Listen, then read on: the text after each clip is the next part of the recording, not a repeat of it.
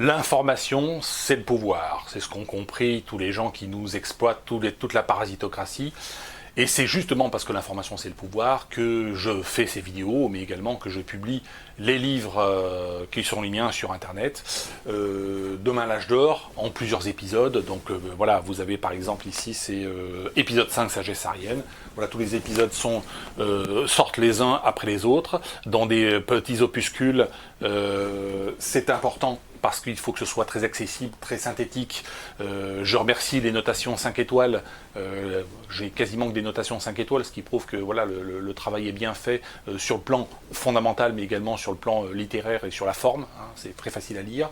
Pourquoi sur Amazon? Donc la question m'a été posée souvent. Pourquoi vous êtes sur Amazon? Parce que Amazon c'est numéro 1. Amazon c'est 80% des ventes de livres en France aujourd'hui. Et en plus, il reverse 70% de redevances aux auteurs. Donc il est évident que c'est super avantageux. De la même manière que vous êtes sur YouTube et que vous utilisez Google, eh bien voilà, utilisez Amazon, c'est un média aujourd'hui incontournable et important dans le domaine de l'édition, c'est comme ça. Et en tout état de cause, vu le contenu de mes ouvrages, je ne vais pas être invité à la petite librairie ou à la grande librairie sur France 3 ou sur France 5, hein. C'est tout à fait évident. La bibliographie par rapport à cet épisode 7, hein, féminisme, un sujet anthropologique très important. Je rappelle que dans Demain l'âge d'or, je traite les questions à la fois économiques, anthropologiques, historiques et philosophiques. Et là, féminisme, épisode 7, c'est une approche question plutôt anthropologique. Je vous recommande dans la bibliographie le livre d'Éric Zemmour, Vers la féminisation, qui est le livre d'Éric Zemmour, c'est Le premier sexe. C'est Le premier sexe, qui est là aussi un petit ouvrage très synthétique, mais très intéressant sur la question, bien meilleur que certains de ses ouvrages de 500 pages. Vers la féminisation de Alain Soral, également, que je recommande chaudement, qui est probablement le meilleur livre d'Alain Soral. Je vous recommande aussi, dans un mode plus rigolo, Bat ta femme tous les jours, de Patrick Goffman, aux éditions, bien sûr, Le retour aux sources. Donc voilà pour la bibliographie. Le féminisme, épisode 7, Demain l'âge d'or, c'est parti.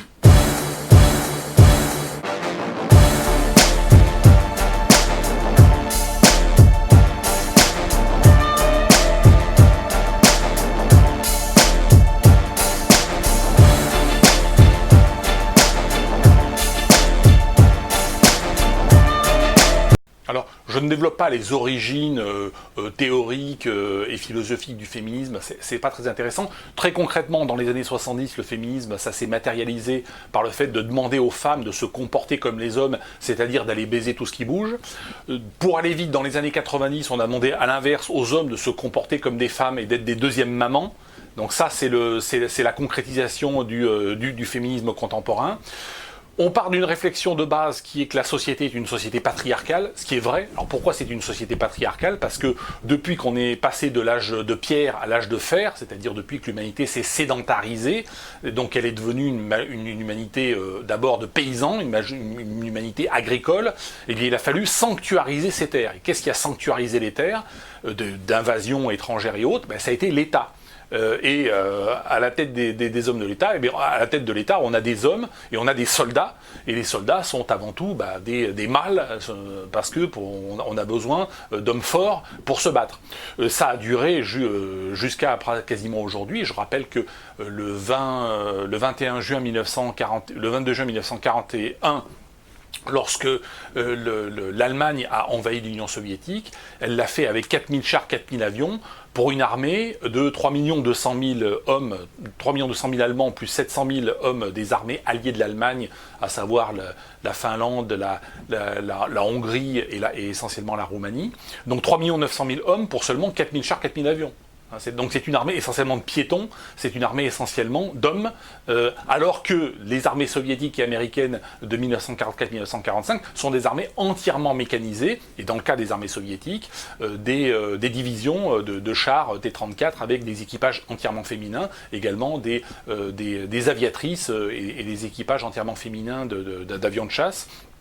Donc, tout simplement parce qu'on passe d'une société où la force physique est déterminante à une société où la force mécanique est déterminante. Et dans le cadre de la force mécanique, eh bien, les femmes font aussi bien à la tête d'un char qu'un homme, bien évidemment, ou à la tête d'un avion de chasse. Donc, fondamentalement, la société a changé. C'est l'évolution technique, je le rappelle, qui transforme l'économie, et c'est l'économie qui ensuite transforme la société.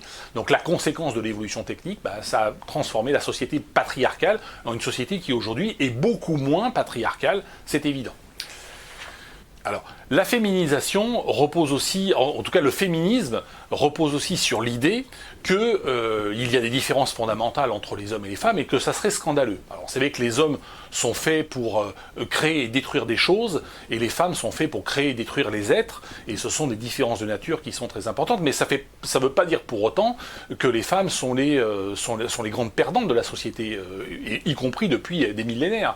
Depuis des millénaires, nous avons vu des femmes devenir reines, des femmes devenir abbesses, des femmes devenir avoir les plus hautes fonctions naturellement dans la société.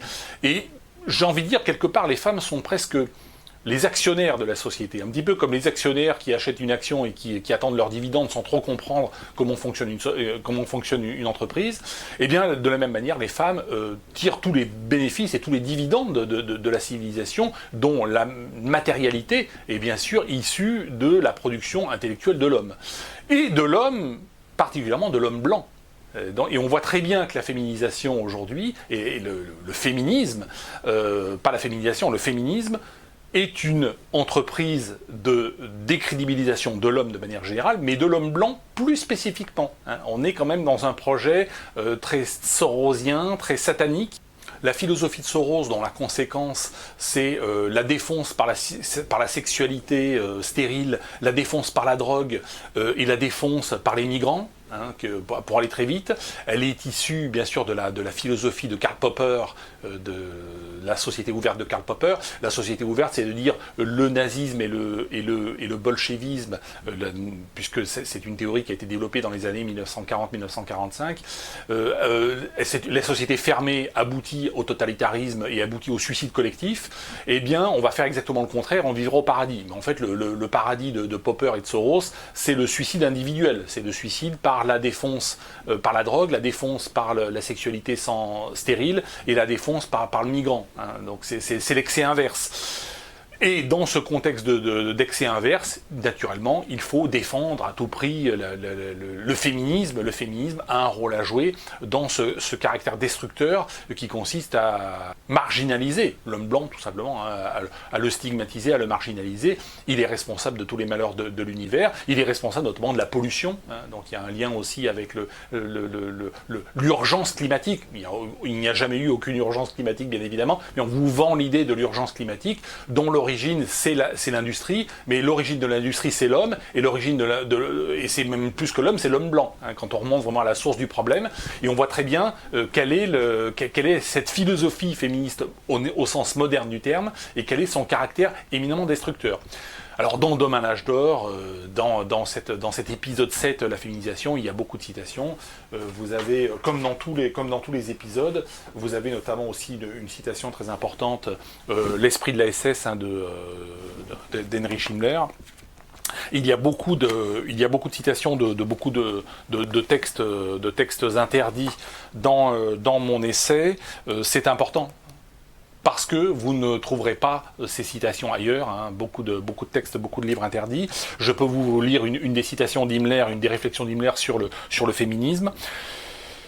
Donc il a écrit l'esprit de la SS quelques jours après l'attentat manqué contre Hitler du 20 juillet 1944.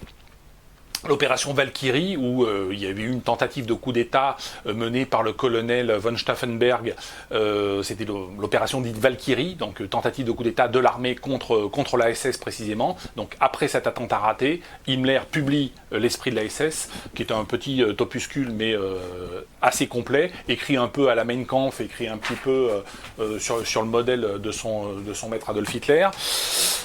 Il dit donc, Henry Schindler, « À mon avis, il y a une trop grande masculinisation de notre vie. Nous allons jusqu'à militariser des choses inimaginables. Je le dis très franchement, rien n'est aussi parfait que notre manière de faire avancer les hommes en rang et de faire des paquetages. Mais je trouve catastrophique de voir les filles, les femmes, et les jeunes filles surtout, circulent à travers le pays avec des paquetages parfaits. Cela donne envie de vomir. Je trouve catastrophique de voir les organisations féminines, les associations féminines, les communautés féminines s'occuper de choses qui détruisent le charme, la dignité et la grâce de la femme. Nous autres hommes, je ne parle pas de manière générale, cela ne nous concerne pas directement, nous voulons dans notre folie faire de la femme un instrument de pensée logique, nous lui apprenons tout ce qui est possible, je trouve cela catastrophique, nous masculinisons les femmes de telle sorte qu'à la longue, la différence sexuelle, la polarité disparaissent. Dès lors, le chemin qui mène à l'homosexualité n'est pas loin. Donc c'est une réflexion qui n'est pas inintéressante parce qu'il prouve que même un homme aussi puissant qu'Henry Schemmler n'a pas été capable de démasculiniser la femme dans une société en guerre, dans un État en guerre, qui était l'État du Troisième Reich, et notamment dans la phase critique, puisque là on est à fin 1944, mi-1944. Eh bien, dans une société en guerre, l'État masculinise la femme. On pourrait dire que dans une société social-démocrate en paix, c'est l'homme qui est féminisé. Hein, c'est un peu le pendant. Ce qui prouve que la machine étatique est une machine fondamentalement destructrice de l'humanité, soit de détruire la femme, soit de détruire l'homme. Hein, c'est l'une de ses conséquences. On va dire, c'est un dommage collatéral. Donc voilà toutes ces réflexions, vous allez les retrouver dans Féminisme, épisode 7 de Manage d'Or, ainsi que beaucoup d'autres, beaucoup de citations, comme dans tous les épisodes. Merci de votre soutien. Bonne journée à toutes et à tous, et je vous dis à bientôt.